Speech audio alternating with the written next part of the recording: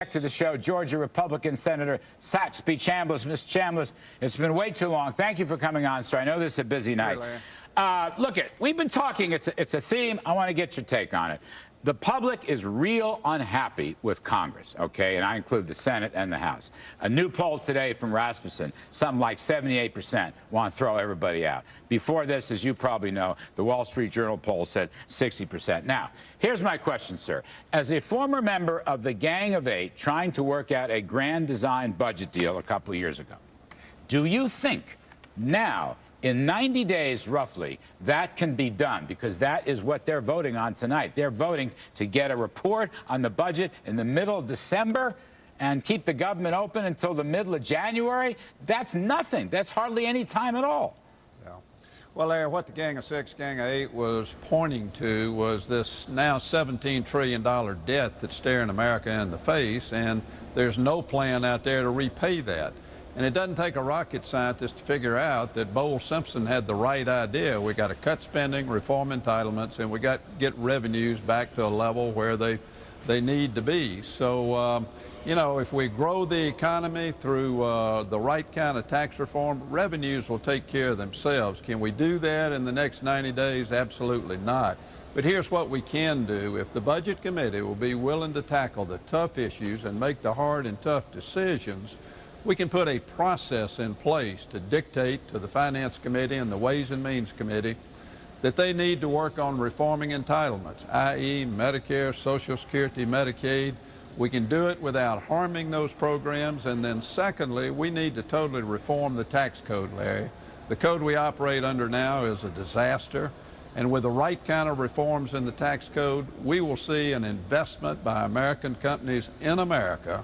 It will create jobs, thus create more taxpayers. That's the way we can get revenues up. Senator, so I hope we can see that process put in place. As much as I happen to agree with your economic analysis as an old Reagan supply-sider, I'm also interested, though, in what you said before that. There's no way you're going to get tax reform in 90 days.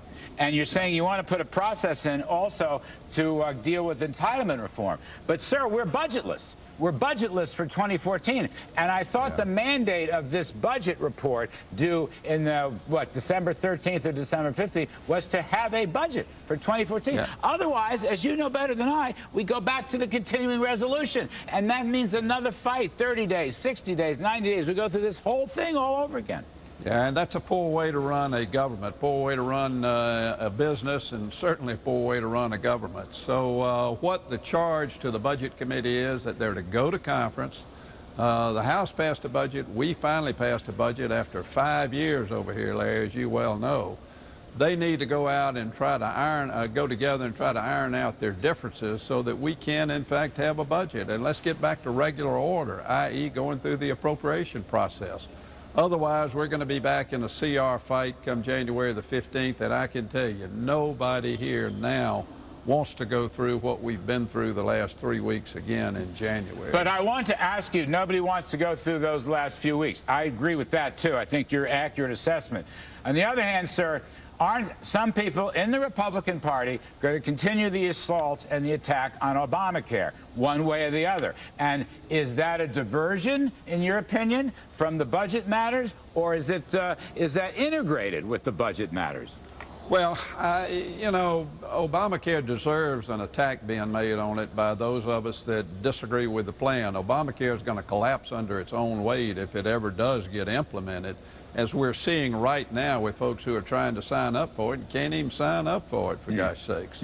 So I think the attacks on it will continue, but at the same time, we need to focus, Larry, on the fiscal issues that are so troubling to this country.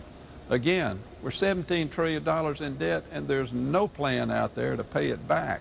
We can't continue down that path. It's just simply unsustainable. I also think, Senator, we can't continue to have 2% or less economic growth for the next 10 years. We've had it for the last 10 years. Another 10 years. You know, economic growth solved a lot of these deficit problems, a lot of these spending problems. But unfortunately, people aren't talking growth. It's my last question to you. Yeah. Well, if we had the right kind of tax reform, you would see economic growth like we had back in the 90s, and it would even surpass that. because American companies are sitting on the sidelines. There's so much uncertainty out there right now. They're not willing to invest the cash that they have, and our companies have an awful lot of cash in their pockets right now, but they're not putting them in the manufacturing facilities and distribution facilities that will create the jobs that we need. But if we put some certainty in the tax code, you better believe those folks will start investing in America. Right. And we'll see real economic growth. All right, great stuff. Senator Saxby Chambliss of Georgia. Thank you, sir. All best of luck. Thanks, Larry.